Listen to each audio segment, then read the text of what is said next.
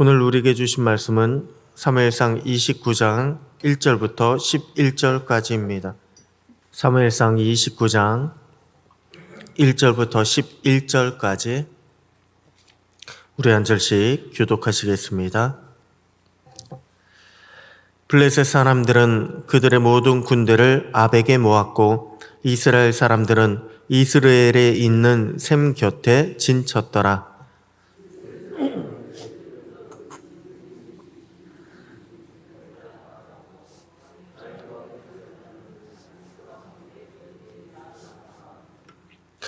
블레셋 사람들의 방백들이 이르되 이 히브리 사람들이 무엇을 하려느냐 하니 아기스가 블레셋 사람들의 방백들에게 이르되 이는 이스라엘 왕 사울의 신하 다윗이 아니냐.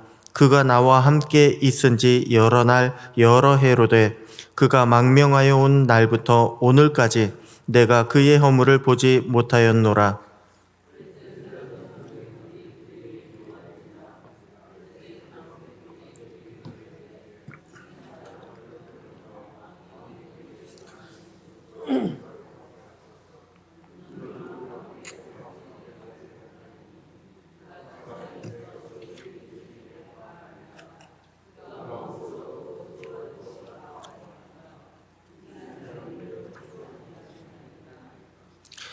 그들이 춤추며 노래하여 이르되 사울이 죽인 자는 천천히요 다윗은 만만이로다 하던 그 다윗이 아니니까 하니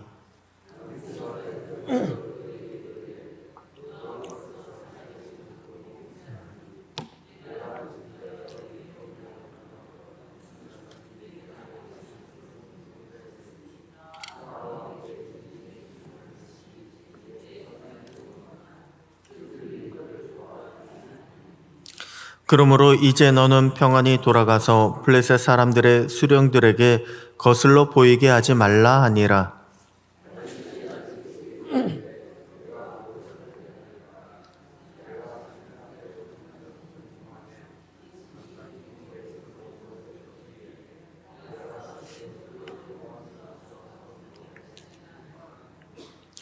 '아기스가 다윗에게 대답하여 이르되 내가 내 목전에 하나님의 전령같이 선한 것을 내가 아나 블레셋 사람들의 방백들은 말하기를 그가 우리와 함께 전장에 올라가지 못하리라 하니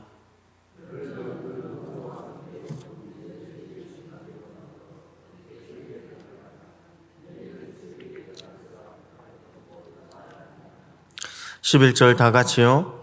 이에 다윗이 자기 사람들과 더불어 아침에 일찍이 일어나서 떠나 블레셋 사람들의 땅으로 돌아가고 블레셋 사람들은 이스라엘로 올라가니라. 아멘. 할렐루야. 오늘도 우리를 인도하시는 주님의 은혜와 평강을 누리는 복된 날 되시기를 축복합니다. 제가 학창 시절에요 제일 싫어했던 과목이 있습니다. 바로 역사입니다. 역사 과목을 저는 제일 싫어했습니다. 왜냐하면 역사 과목은요 외울 게 너무나도 많았습니다. 게다가 시험을 치를 때면 선생님들이 꼭 숫자를 조금 바꾸고 그리고 이름도 헷갈리게 적어서 얼마나 시험 준비할 때 힘들었는지 모릅니다. 그래서 저는 학창 시절에 역사 과목을 제일 싫어했습니다. 그런데 나중에 뒤늦게 다 커서 역사가 재미있구나라고 하는 것을 발견하게 되었습니다. 특정한 사람의 사건이요 어떤 결과를 낳았는지 그리고 그런 역사적인 사건들이 오늘날 우리에게 어떤 영향을 끼쳤는지 어떤 의미를 가지고 있는지 그런 역사의 의미를 나중에 깨닫고 나니까 역사가 그토록 재밌지 않을 수가 없었습니다. 그래서 지금은요 역사를 굉장히 좋아합니다. 역사적인 사건이나 내용 살펴보는 것을 많이 좋아하게 됐습니다. 그런데 제가 뒤늦게 좋아하게 된 또 하나의 역사가 있습니다. 바로 하나님의 역사입니다. 하나님의 역사를요 저는 뒤늦게 좋아하게 됐습니다. 하나님의 역사라고 하면 성경에 나와 있는 그런 성경적인 내용들, 사건들, 이야기들 이런 것들로만 알았는데 하나님은 지금도요 저와 여러분의 인생에 개입하심을 나중에 깨닫게 되었습니다. 얼마나 그 하나님의 인도하심이 놀라웠던지요. 저는 하나님의 역사를 인정하지 않을 수가 없습니다. 그리고 또한 하나님의 역사를 기대하게 되었습니다. 기도하면서 어떻게 이루어지나 소망하게 되었습니다. 오늘도 살아계신 하나님은 우리의 삶을 인도하시고 역사하시는 하나님이심을 여러분 믿으시기 바랍니다. 그 하나님을 의지하여 이 시간 기도하시기 바랍니다. 오늘 본문에서 보면 다윗은요, 과거의 사건 때문에 망명을 했던 블레셋의 의로부터 쫓겨나는, 분리되는 그런 장면이 등장하고 있습니다. 사울에게 쫓기던 다윗은요, 대적 블레셋에 망명을 했습니다. 아니, 망명한 것처럼 행세를 했습니다. 이스라엘을 괴롭히던 주변 민족들을 다윗은 망명한 곳에서 공격을 했으면서도 마치 이스라엘을 공격한 것처럼, 유다 사람들을 공격한 것처럼 그렇게 꾸며서 블레셋 왕, 가드 왕의 신임을 얻었습니다. 그런데 블레셋의 도시 국가들이, 블레셋은 5개 큰 도시로 이루어진 도시 국가 아닙니까? 그런데 그런 도시 국가들이 드디어 이스라엘과 전쟁을 치르게 되니까 다윗도요, 어쩔 수 없이 따라 나설 수밖에 없게 되었습니다. 다윗이 사울을 대적하여서 전쟁을 치를 수 없습니다. 아무리 블레셋에 망명을 한 것처럼 행세를 했지만 자기의 민족들과 사울 왕과 대적하여 전쟁을 치를 수 없었습니다. 하지만 이제 와서 망명을 했는데 그 망명이 거짓이다라고 밝히기도 어려웠습니다. 왜냐하면 사울은요, 여전히 다윗을 죽이려고 했기 때문에 그렇습니다. 그런데 이러지도 못하고 저러지도 못한 그런 다윗을 구한 것은 다름이 아니라 예전에 다윗이 저질렀던, 그러니까 골리앗을 죽였던 그런 역사적인 사건이 바로 곤경에 빠진 다윗을 구했습니다. 블레셋 다른 지방의 방백들이요, 가드 왕의 군대를 따르는 히브리 사람들을 발견하게 됐습니다. 그리고 그 사람들이 다름이 아니라 다윗과 그의 군사들이다라고 하는 것도 알게 됐습니다. 골리앗을 죽이고 사울은 천천히요 다윗은 만만이로다라고 그렇게 노래한 다윗 아닙니까? 그런 다윗이 전장에서 우리를 대적하면 어떻게 합니까? 빨리 다윗을 돌려보내십시오라고 블레셋 방백들은 진노했습니다. 가드왕 아기스에게 강하게 항의를 했습니다. 그 덕분에 다윗은요, 자기 민족인 이스라엘과 싸우지 않게 되었습니다. 또한 그 모든 위기를 모면할 수 있게 되었습니다. 여러분, 세상은요, 모든 것을 사람이 했다, 사람의 역사다라고 하는 그런 시각으로 바라봅니다. 그런 시각으로 이해를 합니다. 다윗이 어떻게 블레셋 가드 왕에게 신임을 얻을 수 있었습니까? 다윗은 가드 왕에게 한 번도 악한 모습을 보이지 않았기 때문에 가드 왕의 신임을 얻을 수 있었습니다. 아니, 블레셋 방백들이 어떻게 다윗을 전쟁에서 배제하게 되었습니까? 골리앗을 쓰러뜨린 용사 다윗, 그 전력 때문에, 그 역사 때문에 다윗을 두려워해서 그렇게 한 것입니다. 다윗이 전장에서 자신들을 배반할까 봐 걱정했기 때문에 그렇게 한 것입니다. 여러분, 우리도 그 모든 우리의 일들을 사람만 보기 시작하면, 사람의 역사로 보기 시작하면요, 우리는 하나님을 주목하지 못하고 사람만 볼 수밖에 없습니다. 사람을 두려워하게 됩니다. 그리고 사람에게 굴복하게 됩니다. 그래서 사람만 피하거나 혹은 사람의 문제만 처리하게 되면 그 모든 인생의 문제는 해결된다라고 그렇게 생각하게 됩니다. 마치 오늘 본문의 블레셋 사람들처럼 다윗만 쫓아내면 그러면 문제가 해결될 것이다. 우리도 그렇게 생각할 수 있게 된다는 것입니다. 하지만 성경이요, 이스라엘 역사를 통해서 우리에게 보여주고 있는 것은 사람의 역사가 아닙니다. 보이지는 않지만 분명하게 역사를 주관하고 계시는 하나님의 역사를요, 성경은 우리에게 보여주고 있습니다. 아니, 어떻게 소년 다윗이 물맷돌 하나로 거인 골리앗을 쓰러뜨릴 수가 있습니까? 하나님의 역사 때문에 그렇게 할 수가 있었습니다. 아니, 어떻게 블레셋의 두려움이자 원수였던 다윗이요, 블레셋 왕에게, 가드 왕에게 망명할 수 있었습니까?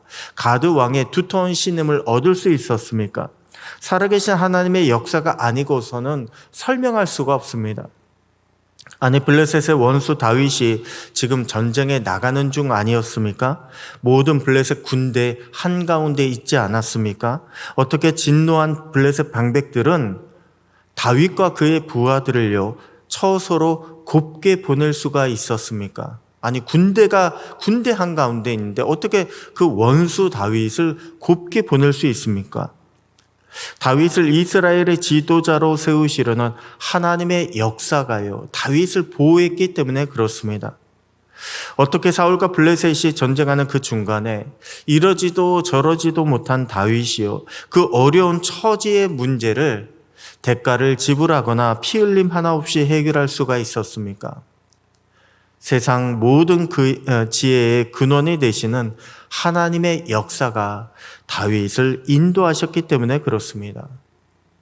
여러분, 오늘 본문 어떻게 보면요, 그냥 하나의 무슨 내용이지 싶을 정도의 그런 짧은 이야기입니다. 하지만 오늘 본문을 자세히 들여다보면 살아계신 하나님의 역사가 차고도 넘칩니다.